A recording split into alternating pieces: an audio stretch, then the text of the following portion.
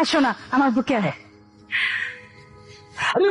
কত বড় সাহস! হ্যাঁ, সামান্য একজন সিকিউরিটি গার্ড হয়ে তুই আমার বয়ফ্রেন্ডকে আয় সোনা বলে ডাকছিস?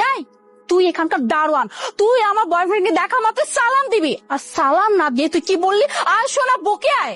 মুনা, তুমি এটা কি করলা? তুমি ওনার গায়ে হাত তুললা কেন? আলিফ, তুমি আমাকে কেন বলছো? হ্যাঁ, তুমি শুনতে পাও না এই সিকিউরিটি গার্ডের বাচ্চা তোমাকে কি বলছে? আয় সোনা বুকে আয়। হ্যাঁ, ওর কত বড় সাহস! ও কি জানে না হ্যাঁ তুমি কে? হ্যাঁ, তোমার কি আছে বা না আছে? তোমাকে কোথায় সালাম দিবে, তোমাকে কোথায় স্যার বলে ডাকবে, তা না করে ও কি করলো? হ্যাঁ, আয় সোনা বুকে আয়। আমার ইচ্ছা করছে একটা থাপ্পড় মারি। তোমার মাথা ঠিক আছে? হ্যাঁ, আরে বাবা, তুমি কার সাথে কি আচরণ করতেছো? তুমি ওনাকে মারবা কেন? আমি না কিচ্ছু বুঝতে পারছি না। আরে বাবা, তুমি ওকে কি কথা শোনাবে এখন? এটাই তো বলবে, দেখো মোনা, উনি একজন মুরব্বী মানুষ, এসে আমি খুব ভালো করে জানি তুমি অনেক কাইন্ড হার্টের মানুষ, বাট আমি না। আমার সামনে আমার ফিয়ন্সেকে একটা সিকিউরিটি গার্ড আয় সোনা বুকে আয় বলবে, আর আমি এটা সহ্য করবো? হ্যাঁ, কোনোভাবেই না। রে যে তুই বুড়ি মহিলা, হ্যাঁ, করিস তো এখানে দারোয়ানের চাকরি, বয়স তো বেশ হয়ে গেছে, এতটুকু কি জ্ঞান বুদ্ধি মাথার মধ্যে নাই? হ্যাঁ, যে পজিশন দেখে না তারপরে কথা বলতে। তুই হচ্ছিস সেখানকার দারোয়ান, সবার থেকে নিচে। তুই প্রত্যেকে সালাম দিবি, কেমন আছে না আছে স্যার ম্যাডাম বলে ডাকবি, তাও না করে হ্যাঁ একেবারে সম্পর্ক পাতাতে আসছিস। মুনা, ট্রাই টু আন্ডারস্ট্যান্ড। না বুঝে শুনে কিচ্ছু বইলো না, কিচ্ছু কইরো না। আমি আগে বলি, তুমি শোনো।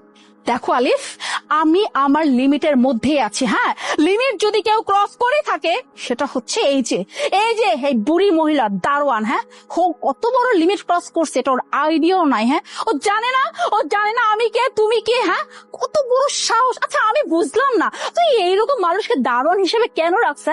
আমি না একদিন তোমাকে বলছি, হ্যাঁ, যার যেমন যোগ্যতা তাকে সেই অবস্থানেই রাখতো। ও একটা দারোয়ান, হ্যাঁ, এখানকার দারোয়ান। ও কেন তোমার সাথে এইভাবে কথা বলবে?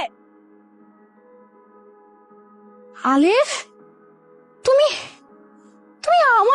আমার গালে থাপ্পড় দিছো? হ্যাঁ, আমার গালে থাপ্পড় দিছো, তাও কিনা সামান্য দারোয়ানের জন্য? তুমি দারোয়ানের জন্য তোমার ফিয়ন্সেকে থাপ্পড় মারলা? হ্যাঁ, মারছি। আমি তোমাকে থাপ্পড় মারছি, আর সেটার কারণ হচ্ছে তুমি যার গায়ে হাত তুলছো সে আমার মা।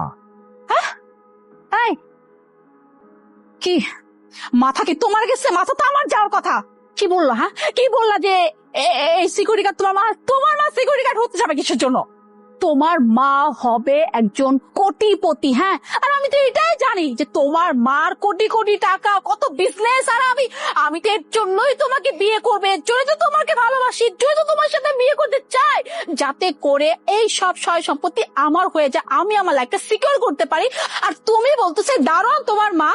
ও তাহলে একটা কথা বলি, এই দারোয়ান যদি তোমার মাই হয়ে থাকে তাহলে আমি আমার টাইম ওয়েস্ট কেন করব? হ্যাঁ, আমি আমার টাইম ওয়েস্ট করে তোমার মতো একটা দারোয়ানের ছেলেকে বিয়ে কেন করব? না, নেভার।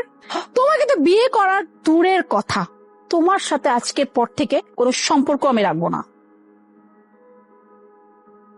বাহ, এত সুন্দর একটা মানুষ তোমার ভিতরে লুকায়িত ছিল, এটা তো আমি জানতাম না। আজকে আমি তোমাকে আমার মায়ের সাথেই দেখা করানোর জন্য নিয়ে আসছিলাম, আর আমার মায়ের এই পোশাক দেখে তাকে তুমি দারোয়ান বলে তার সাথে যে আচরণটা করলা, তার গায়ে যা হাত তুললা, এই পোশাকটা সে এমনি এমনি করে নাই। আমার মায়ের অনেক আগে থেকে থিয়েটার করার ইচ্ছা, সে থিয়েটার করে, মাঝে মাঝেই যায়।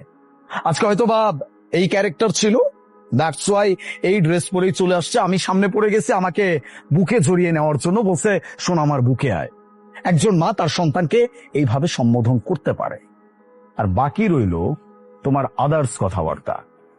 তুমি এই ভুল বোঝাবুঝির কারণে যে কথাগুলো এতক্ষণ যাবৎ বলছো, এইটাই ছিল তোমার আসল কথা। ওই যে বললো না, রাগের মাথায় বলে ফেলছো। হ্যাঁ, মানুষ রাগের মাথায় উচিত কথা বলে।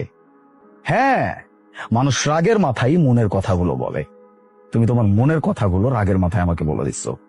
আমি কাকে ভালোবাসছি? এই মানুষকে ভালোবেসে আমি বিয়ে করতে চাইছি, যে কিনা আমাকে কখনো ভালোই বাসছে নাই। সে তো ভালোবাসছে আমার অর্থ সম্পত্তিকে। আমার মায়ের কোটি কোটি টাকা আছে, আমার মায়ের অনেক বিজনেস আছে, আমার নিজের বিজনেস আছে। এই সব কিছুর জন্য তুমি আমাকে ভালোবাসছো, সেটা তোমার নিজের মুখের কথা ছিল। আমি এতদিন বুঝতে পারি নাই, আজকে বুঝতে পারছি। আর আজকে বোঝার পরেও আমি যদি তোমার সাথে কোনো সম্পর্ক রাখি তাহলে সেটা আমার জীবনের সব থেকে বড় বোকামি হবে। কি যেন বলছো তুমি আমাকে? আমার সাথে তুমি কোনো সম্পর্ক রাখবে না মানে বিয়ে করা তো অনেক দূরের কথা, তুমি আমার সাথে সম্পর্কই রাখতে চাও না। হাহ, তুমি আমার সাথে সম্পর্ক কি নষ্ট করবা? বিয়ে তো অনেক দূরের কথা, সম্পর্কও অনেক দূরের কথা, আমি তোমার চেহারাটাও দেখতে চাই না। আমার মায়ের গায়ে হাত তোলো, তোমার কত বড় সাহস! এই মুহূর্তে এখান থেকে বেরোছো। আলিফ, আলিফ তুমি কি বলছো? সত্যি উনি তোমার মা? আসলে আমি তো বুঝতেই পারিনি যে আন্টি তোমার মা। আর আন্টি তো অনেক ভালো অ্যাক্টিং পারে। আন্টি মেবি অনেকদিন যাবত ধরে থিয়েটারে আছে, রাইট? আর aunty, I am really sorry aunty, আমি আপনাকে একদমই চিনতে পারিনি। চিনলে আমি আপনার সাথে কখনোই এরকম ব্যবহার করতাম না। আর আলিফ, আলিফ শোনো না, আসলে আমি তো চিনতে পারিনি, বুঝছো? তোমার আম্মু রিয়েল অ্যাক্টিং করছে আর আমিও তার সাথে রিয়েক্ট করে ফেলছি। বাট আর তোমাকে না বললাম যে তোমার টাকা পয়সার জন্য আমি তোমাকে বিয়ে করতে চাই, এগুলো আমি রাগের মাথায় বসি, বাট মনের কথা না। আমি তোমাকে সত্যিই ভালোবাসি, তোমার কিছু যদি নাও থাকে আমার কোনো সমস্যা নাই। আমি তোমাকে বিয়ে করতে চাই, প্লিজ তুমি আমাকে এই কথাগুলোর জন্য আমাকে ছেড়ে দিও না। আচ্ছা তাই না? তুমি আমাকে ভালোবাসো, তুমি আমাকে বিয়ে করতে চাও, তুমি আমার মাকে ভুল বুঝে তার গায়ে হাত তুলছো, এখন সরি বলছো। এসব কিছু দিয়ে কোনো লাভ হবে না, লাভ নেই মুনা। তুমি যেটা দেখানোর সেটা দেখা ফেলছো, আর আমার যেটা বোঝার সেটা আমি বুঝেও গেছি। অতএব এখন যদি আমি সতর্ক না হই সেটা আমার জন্য ক্ষতির কারণ হয়ে দাঁড়াবে। একটা থাপ্পড় মারছি, এখানে যদি আর এক মুহূর্ত দাঁড়াও আরেকটা গাল লাল করতে কিন্তু আমার সময় লাগতো না। যাও যাও।